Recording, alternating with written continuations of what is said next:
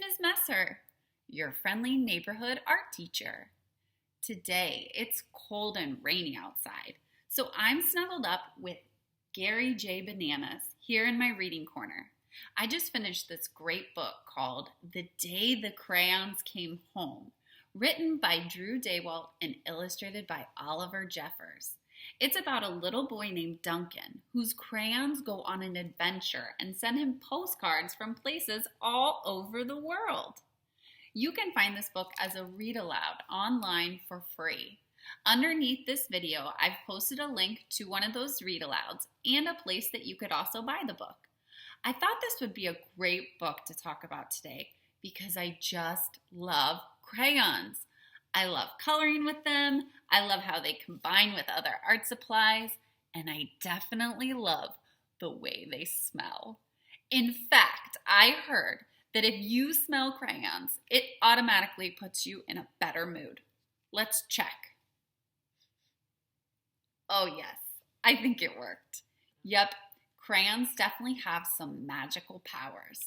And before we get started on our art project today, I wanted to show you an artwork that's made with crayons. You might think that crayons are an art supply for kids only, but actually, grown-ups like to use crayons too.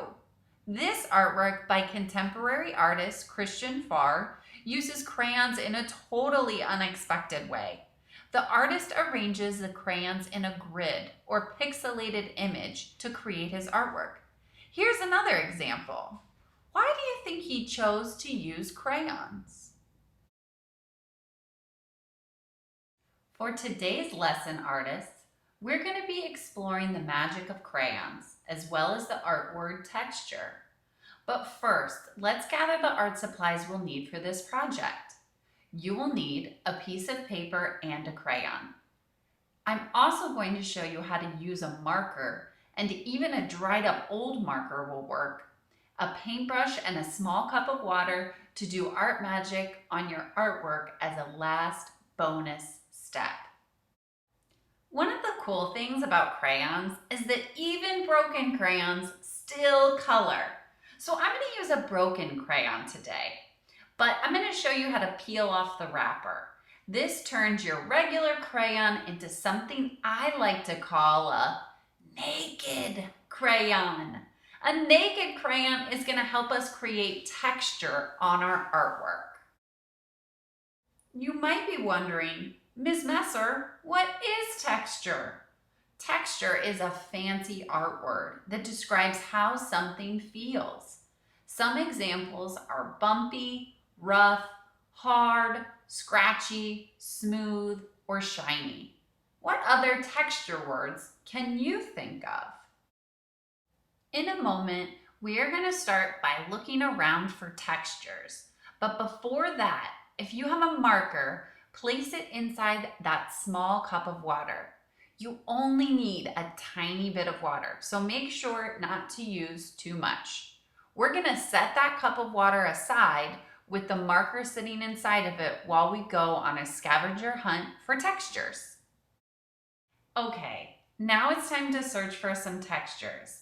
And they're everywhere. Inside your home, your classroom, or even outside, you can find a texture almost anywhere.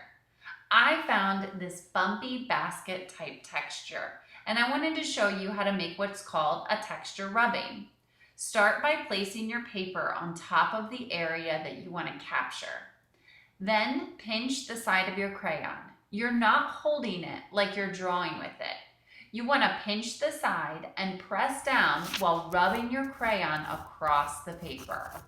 Watch as the texture underneath shows up on your paper. Wow, that is so cool! Now, I'm hoping you'll join me as I go on an adventure around my house looking for textures.